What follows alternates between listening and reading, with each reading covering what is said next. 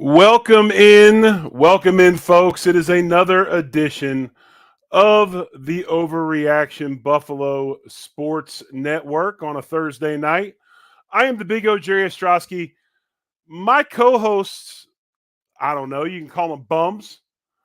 You can say they got lives and they got stuff to do, but they will not be here tonight. John and Joe will not be here tonight. So we're doing a special edition on a Thursday night. This is Ask the Big O Questions. This is something I like to do from time to time. Something we're going to do here on Overreaction Buffalo over the course of the season. Might even get into some special stuff we'll tell you about later on, ways that you can interact with myself, John, Joe, and get behind the scenes stuff that maybe you won't get anywhere else. But we'll talk about some of that stuff as the year goes on. But again, welcome in to another episode here on a Thursday night, Overreaction Buffalo. And we are so happy you are here to join us.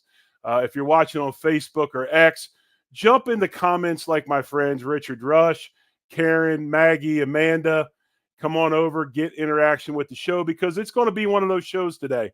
We put something out on X over the last couple of days, had people ask questions. I got some banners. I got 10 of the best questions I could find. If you threw some in close to the show, I apologize. I've already made some stuff up, and we'll get into those later on, in the year, maybe in the next couple of weeks, because I'm sure, John's a world traveler. I'm sure he won't be around. Joe's following youth sports, which probably, if you are a parent and you have kids, you understand that youth sports is an incredibly busy thing to partake in.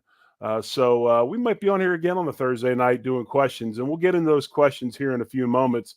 But just wanted to finish up a little housekeeping. If you're paying attention, and today the Buffalo Bills go out and they have signed former Panthers, former Cleveland Brown, and former Falcons linebacker Dion Jones to a 1-year contract.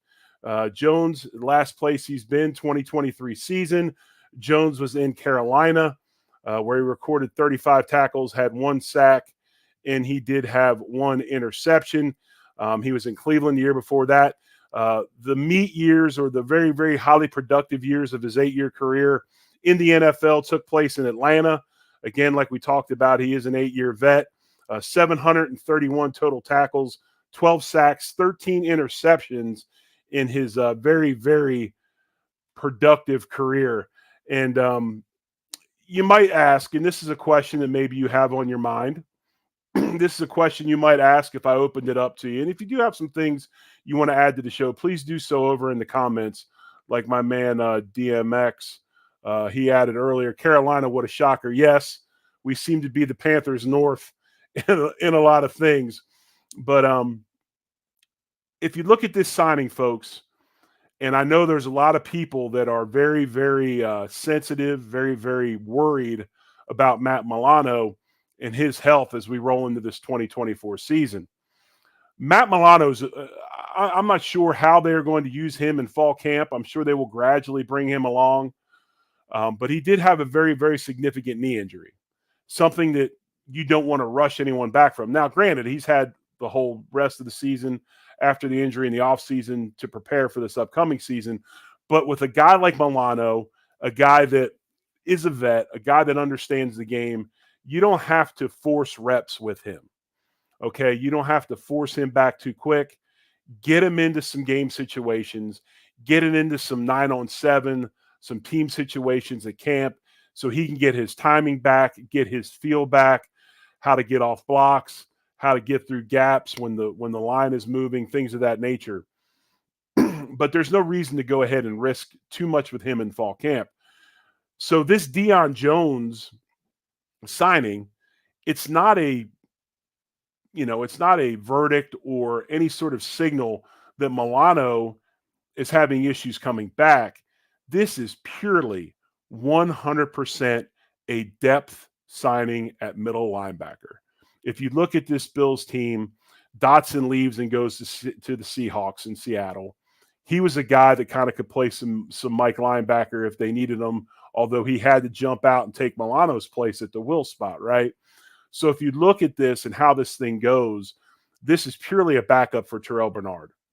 And again, you pick linebacker in the draft, the kid from Washington, a kid that will start at will and learn that will spot as he gradually maybe gravitates to the middle linebacker spot at some point.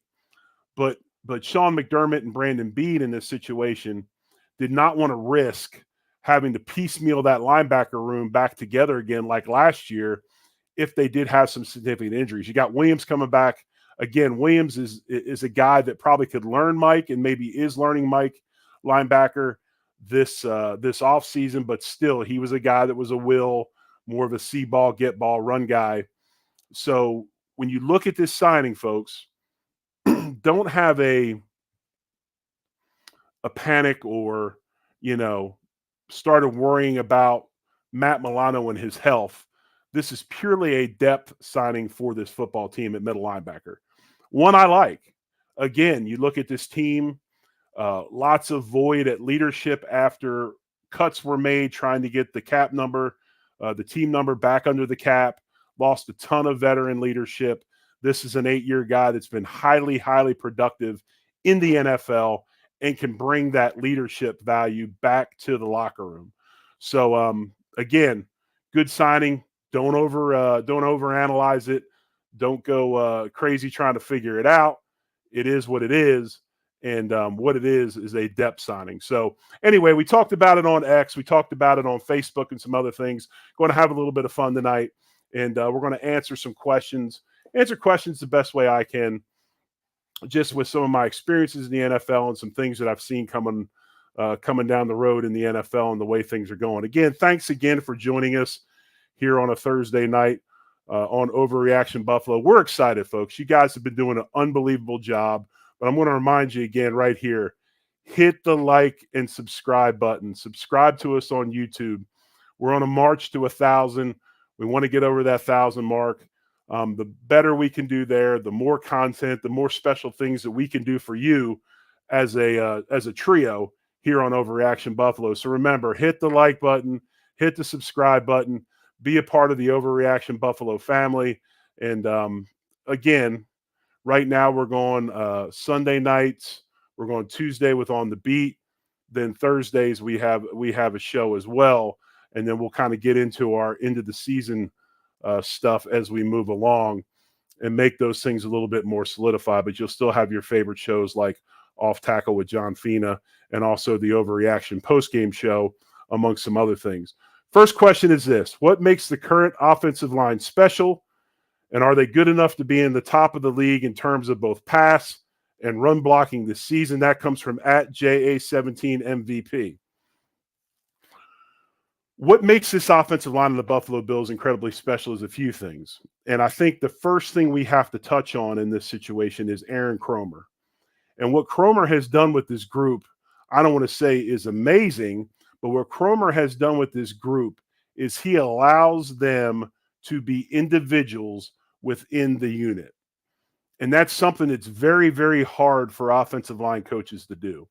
What a lot of offensive line coaches do is they try to make all the pieces, all the particulars. When I say particulars, I mean players fit that system no matter what. They teach the tackles the same thing. They teach the guards the same thing. They teach the centers the same thing. And when you look at the NFL, you've got a ton of different faces. You got a ton of different body types and a ton of different abilities. Not everybody is going to do the same technique well. I'm going to give you an example of this. When you look at the Bills offensive line wise, and a lot of offensive lines across the league, there is a technique that the tackles use in pass pro called drive catch. And basically, drive catch is an angle set. You're driving with your inside foot. You're catching with your outside foot. You're working an imaginary line that's on an angle. And your set path, okay, your set path is predicated on the alignment of your defensive lineman that you're blocking. If you got a guy tied up on you on the outside shoulder of a tackle, they call that a 5 technique. A little wider, you can have a 9 technique, right? So when you have these guys in certain alignments, you're going to have to set to certain points. What Cromer does, if you watch Dion Dawkins if you talk to John, and I can say this for John because I've heard John say this, his footwork sometimes is crazy. His footwork a lot of times is kind of all over the place, but it works because what he does is he, instead of using a drive catch technique, uses a vertical set technique. And when you vertical set, you're a little bit wider and you're going straight back. So therefore, you're using your body size, your width, your mass, and you're taking up area, and you're not removing yourself one way or another and giving a defensive lineman an advantage to time up your pass rush. Cromer allows Dion to do that within his structure. Not all of the offensive linemen do that. Spencer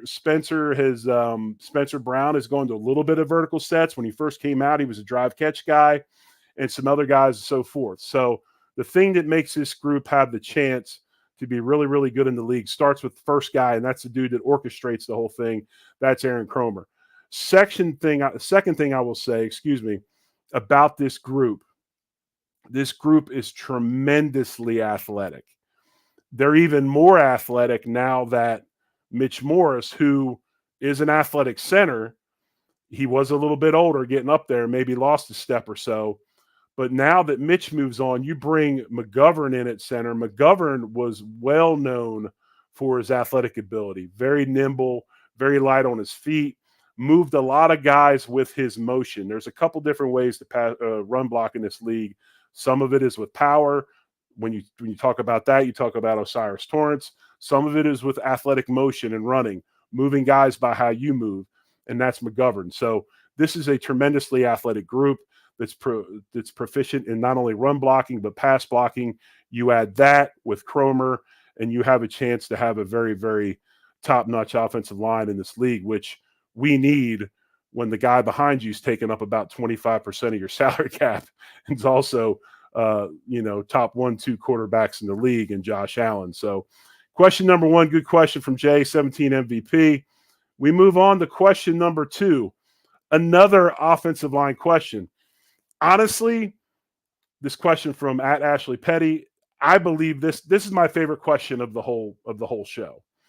And I think it's a really, really important question to dig into because I think a lot of our fan base, they wonder about this. And this is a very, very real thing. And the question is this: consistency on the O-line was so important to this team last year. It is worrisome Josh will have a new man at center for the first time since 2019 season.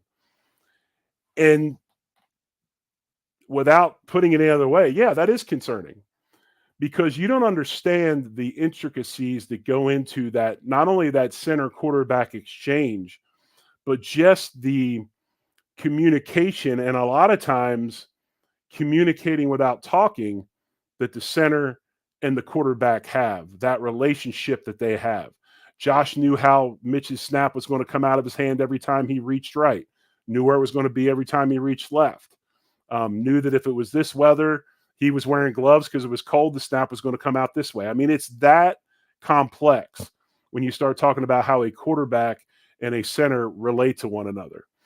But one of the things when you look at this, and besides the whole snap exchange or the exchange complex of it, you also have what I talked about a second ago, that kind of communication without talking.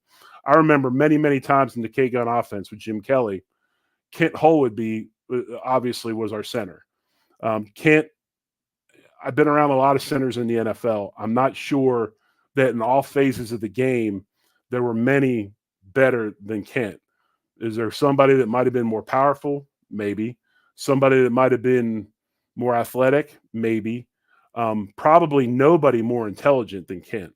But when you put all three aspects together, Kent Hull was one of the best that's ever played. And I quite honestly believe Kent Hull should have serious consideration of being in the NFL Hall of Fame. But when you watch these two work, K-Gun, everything was called at the line. So we come up to the line, and Jim would make a run call. And a lot of times we would run a play based upon where the defensive linemen were lined up. And I can remember at least 2-3 times a game, Jim would call a play. Kent wouldn't even say anything. You can see some pictures, some old school pictures. I've seen them out there. And if you can find one, look at it, because if you see it, you'll know exactly what I'm getting ready to tell you. Kent would kind of turn and place his knee on the ground and just turn his helmet like he was looking back at Jim. All that was a silent communication of, you've got to be kidding me. You better call this thing the other way because we're not running it this way because of how they're aligned.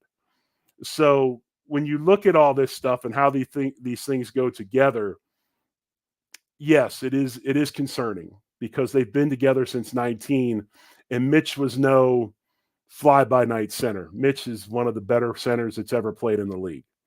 So now you've got this thing. But the thing that I will say that is comforting, until maybe, Van Pran Granger comes along and maybe eventually, if he's able to take over that spot at some point, and I don't think it'll be this year.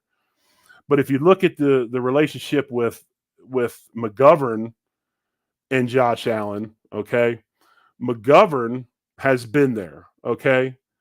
He's been there. He's heard the terminology. He knows how Josh is. They're working together in the offseason, right? So this is one of these things where they're going to have a lot of time to work. They'll have all fall camp to work. They'll have some preseason games to work. I'm not too concerned about it. I'd probably be more concerned with, okay, is McGovern going to pan out at the spot? Not, are him and Josh going to work out a very, very strong working relationship? So great question from Ashley. I appreciate it. And, man, this is fun. I'm having a good time with this. Again, you're listening to Overreaction Buffalo here on a Thursday night on the Overreaction Buffalo Sports Network, or the Overreaction Sports Network. I'm the Big O, Jerry Ostroski, former Buffalo Bill. My co-hosts, John Fina and Joe Miller, can't be with us tonight. So we're doing a little Q&A with some questions we got on the X app. Third question is this. We're moving right along because we're already at 17 minutes, and I've got 10 of these written down. So I'm going to try to get to all of them. Folks, if I don't get to all your questions, I apologize. You know how to get a hold of me on X. DM me if I don't follow you, or hit me up. I will follow you. I'll answer all the questions the best I can. I love that fan interaction because our fan base is so damn intelligent when it comes to knowing what's going on the football field. Third question, are you concerned about our current receiving core, and do you see Brandon Beane adding another veteran piece before the start of the regular season? At BEasy4, thank you for the question. I'm not concerned about our core unless we get hit with a rash of injuries. I believe in Keon Coleman. I think he's going to be a tremendous receiver in this league. I love the start he's had in the city of Buffalo. He gets it. He's an honest, open guy, likes to have fun. I know that some people, and I was also one of them that was pretty excited about the fact that he reached out to Andre Reed and asked him for some help. How do I succeed in this city? I think that's a big thing. Shakir, love him. I like the other guys as well that we have in that room. I think we've made some good additions in the free agency side, but I am nerved up if we get a ration of injuries. One thing I will say about this receiving room, excuse me for hitting that button. I got big hands. I apologize. One of the things that does comfort me a little bit is that we've got Dalton Kincaid, who's one of the premier pass catchers at the position in the league after one season. And let's not sleep on Dawson Knox. Is Dawson Knox a spotlight premier go-to every down tight end in the NFL? No, he's not. But he is a very, very good player and very, very capable of putting up good numbers and plays when he needs to. So is this a year when last year the Bills fan base was clamoring and basically standing on top of the buildings downtown screaming for 11 personnel? When I was losing my mind, I heard 11 personnel so much. But is this a fact where with this receiving core we got, you throw in these receivers with the tight ends, now all of a sudden, that receiver room looks a little bit more potent when you add those two to the mix. So, again, am I super, super concerned about the receiving room? No, I actually I was a big fan of Brandon Beane's draft. I don't have a problem with him not double dipping at the wide receiver spot. But what I do have a concern with is if we do start getting in, like last year at linebacker, all of a sudden we get a rash of injuries. and guys are playing that maybe were on practice squads the week before, which was the case last year for the Bills. So good question, Be Easy 4. I appreciate it. And we will move on to our question number 4. And question number 4 is this. From what you've seen from successful Bills teams in the past, what are 2 things you would do to help the Bills over the hump and get to the Super Bowl? The 2 things I would do are what they're doing at the present moment. And it would be this. To me, the pieces are in place at the marquee spots. You know, we've got say what you will. If you want to call Mahomes the top quarterback in the league, which I will because it's hard not to, Josh Allen is 1B or he's the second best quarterback in the league. I do believe that wide receiver room's coming along, okay? I don't think we're going to go out and sign a free agent in the offseason. We just don't have the money. The cap is what it is, okay? But the things that I think I would like to see moving forward, besides proper cap management and better cap management, and that would be not falling in love with your own, not overpaying guys too long, staying young, and all those things. I would continue to invest in the offensive and defensive lines. Football games are won up front. People can tell you anything they want. Football games are won up front. They're won with offensive linemen. They're won with defensive linemen. Your football team needs to be strong up the middle. 2 years ago, when we had some issues up the middle, especially on defense.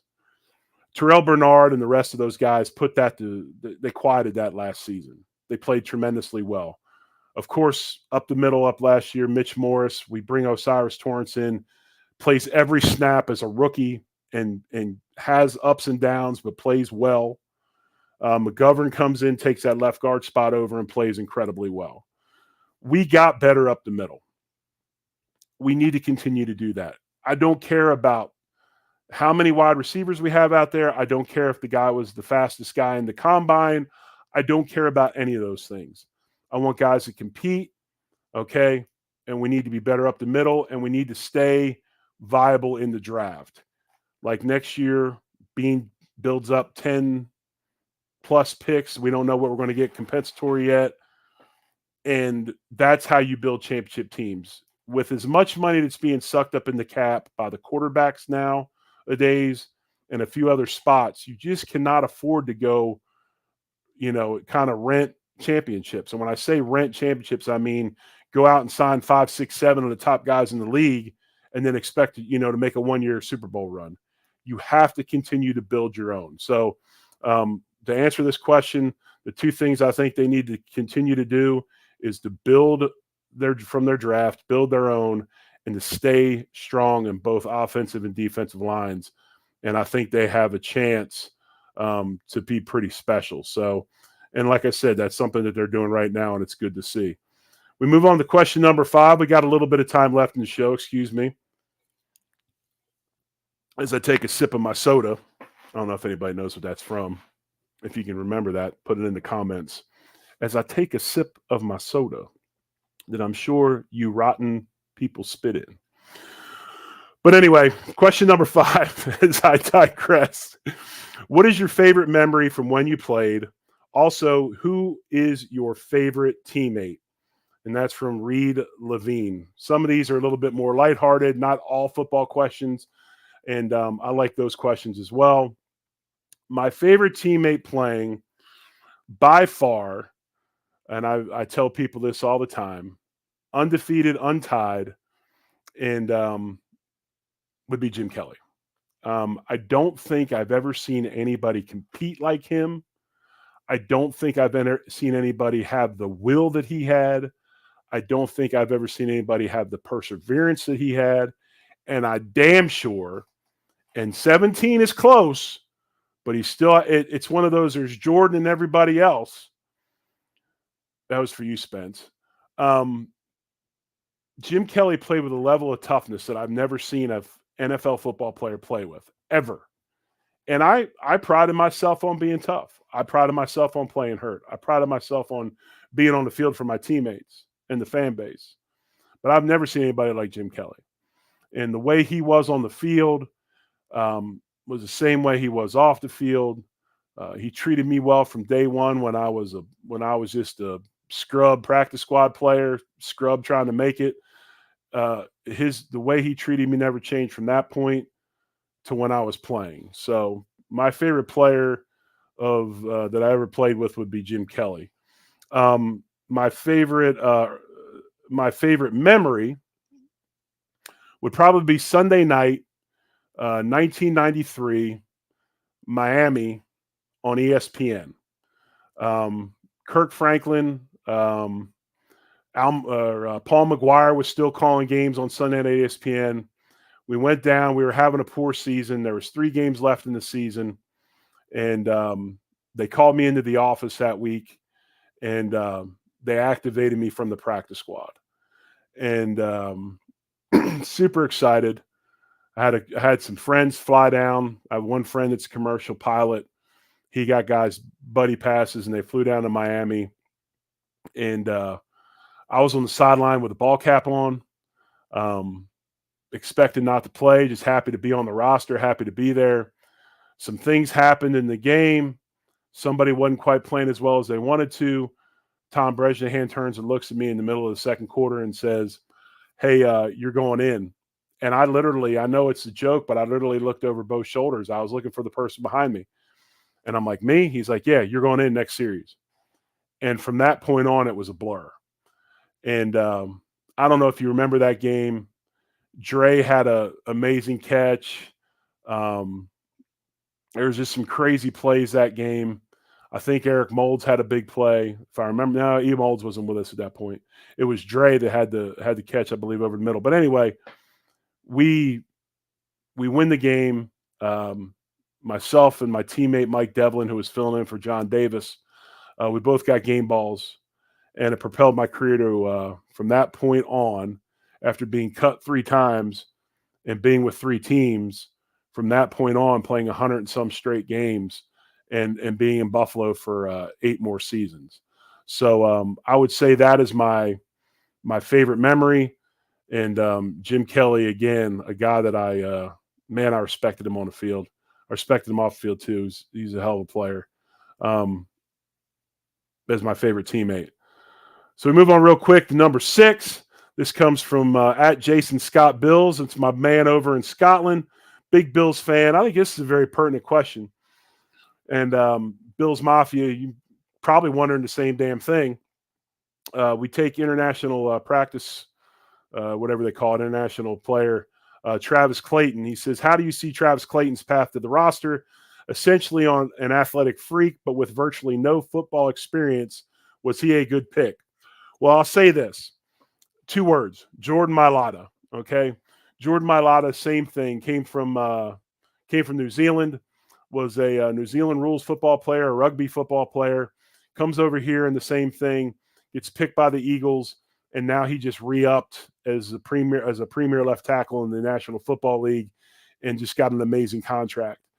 These guys, which you'll see, are tremendously athletic people for how big they are. So it's now the NFL's job, or it's the Bills' job, to see if they can get him up to speed to play the game. He's not afraid of contact. He's played rugby and those types of things. He's played contact sports. He's from England. He ran, I believe, I don't know if he went to the combine, but I saw something where his 40 time was faster than any offensive lineman at the combine, either this year or ever, or something like that. Big athletes, okay? That is something that you got to have, big athletes, and that's what everybody's looking for. There's one, coaches will tell you, especially NFL coaches. One thing about NFL coaches is they think they can coach anybody. They think they can coach anybody to play. But the thing they can't coach is size and athletic ability. And this kid has it. Could he be a practice squad guy? I think so. I think the Bills take him in the 7th round. I mean, why not make him a practice squad guy? He doesn't count against the roster numbers. And if you look at this pick, there's nothing negative about it. There's no negatives. There's nothing that hurts the football team. This is something that the Bills get a chance to put eyes on him.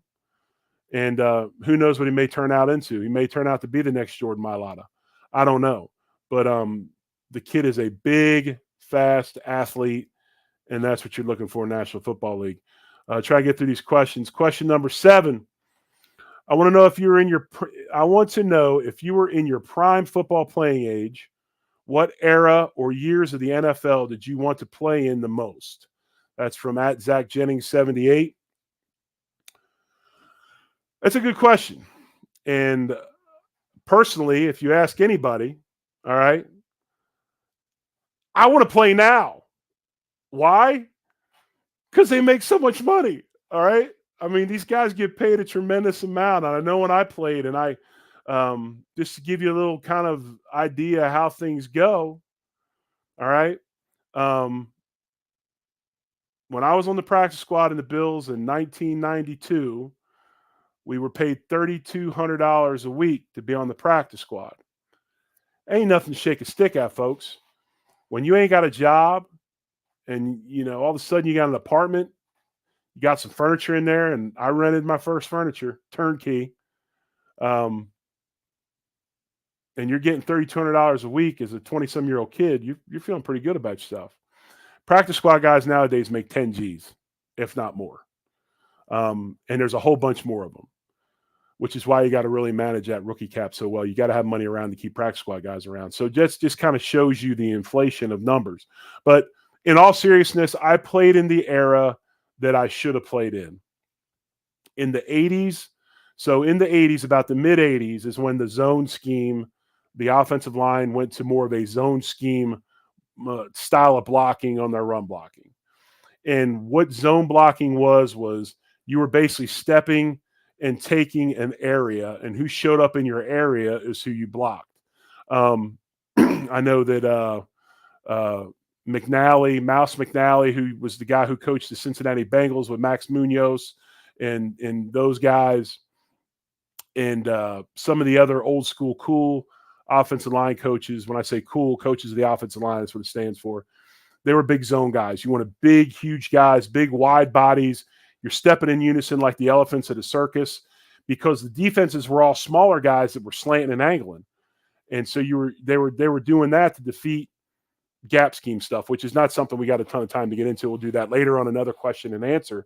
But so that's what I did. I'm a big person. I'm a wide person. I zone block really, really well. I could also pass pro. So I played in the era that I should have played in, 80s. Or I didn't play in the 80s, from the 90s on. So zones came in kind of mid-late 80s and took over in the 90s. That's like those Cowboys O-lines, big old huge dudes. Bills fans, you remember House Ballard, Glenn Parker, John Davis, all tremendously good zone blockers. And, so I played in the era that I needed to play in. It was a good time, believe me. Let's go to question number 8 as we move along. We've got a few minutes. And question 8 is, what habits, practice, everyday life, or other are most predictive of NFL success when transitioning from college to pro? And that's from Adam Run Strong. We had a couple other people that asked the same type of question. The biggest thing that people need to understand is this. College football season is done right about Thanksgiving. Okay? Right about Thanksgiving. Usually the weekend after Thanksgiving, 90% of the games are done. You got Army, Navy, you got a few others. They're done. Then you got time off, maybe a couple practices, and you go into bowl games, or you go into the college football playoff. But when the normal season is done in November, the NFL season is just rolling into the last third of the season, right? So the length of the season is what's shocking to a kid coming out of college. The other thing that's shocking to a kid coming out of college, the college football has a weekly hour time limit. So a college coach can only have his players for so many hours a day, for so many hours a week. This also includes game time. They don't have that in the NFL. Usually special teams meeting or team meeting kicks off about 8 o'clock, maybe a little sooner. If you come in earlier to train or whatever, that's one thing, and you are there all day long. Everybody has cafeterias. Everybody has training. So nobody leaves the place anymore. You're there from 7, 8 in the morning to 6 o'clock at night, 5, 6 o'clock at night, because you got film study, you got meetings all day. So there's a mental attrition as well, where these college kids maybe get out of practice, get out of lifts, they get to go home, they play PlayStation or whatever. They're now back. So you've got to manage your time well. And with that comes the biggest thing. You've got to learn how to be a pro. And what that means is, practice is one thing, but everyday life is a big deal. What do I do at night? Okay. An old saying, you hang out with the dogs, you get the fleas, right? Stay home. Get your treatment in, get your ice in, get your pressure boots in, all those types of things. Stretch, yoga. You have to take care of yourself to be able to make it, not only mentally, but physically for an entire season. So those are some of the things. And again, we got a few minutes here. I'm going long-winded. Joe's probably going to yell at me, but you know what, Joe? It's my show today. If you're worried about time, you should have been here. Forget about it. So here we go. Next question, and this ties in. Who's your favorite co-host, John Fina or Joe Wired or Joe Miller Wired from Trish Savage? Neither. Neither are my favorite. No, John has been awesome. John and I have been friends since we played. I got to meet Joe through John, and we're excited about this this three-headed thing that we're three-headed monster we're putting together for you here on Overreaction Buffalo. We enjoy it so much. It's ours, right? This is something that Joe started, invited John and I. It's our thing, okay? If you're into the whole mafia references, this is La Cosa Nostra. This is our thing, and our thing is Bills football, and it's bringing Bills football and content to you guys, the awesome Bills Mafia, and the people that watch and put the time in. And we couldn't be more happier to do it. It's a lot of fun. It keeps us tuned in. It keeps us close to the fan base and our friends and people that we're getting to meet through this. And we really, really appreciate you guys. And thank you for all that. So again, I had one more question. I'm going to have to save it for next time. I'm getting a little bit long-winded. But again, folks, I ask you, hit the like button. Please subscribe to us on YouTube. The quicker we get to 1,000 and above, the more we can do for you in content. We're going to add some things we're really, really excited about. We will have a home base soon that you'll get to go to. We'll have gear. We'll have some autograph stuff that you can get. We'll have news and all those different things. Here pretty soon we'll reveal to you our season lineup of the shows that are going to come to you. Like I said, the Overreaction post game will still be here. Off Tackle with John Fina will still be here. But again, folks, thank you so much. This has been a blast. I could go for an hour. I could go for an hour talking to you guys because you're a great audience. But again, in the future, if you ever watch on X or Facebook, jump on over to YouTube like RJ Melville does, Bella, Adam, Smash Physical, everybody, Richard A. Wilson. I saw Ralph Wilson Sr. on here earlier, Scott Blakely, everybody that comes on, Adam. Thanks so much. We appreciate you. And we will be back here. I don't know about John because John's got all these kids. He's got all these kids graduating all over the country. Not sure John will be with us Sunday, but Joe will be back from his dealings as being a dad in youth sports. We'll be back Sunday on Overreaction Buffalo, 8 o'clock Eastern, 7 o'clock Central to bring you more of the great Bills content that we can do for you. So again, I'm the Big O Jerry Ostroski. I appreciate you watching. Thank you for the questions as always. And believe me, folks, much love and go Bills.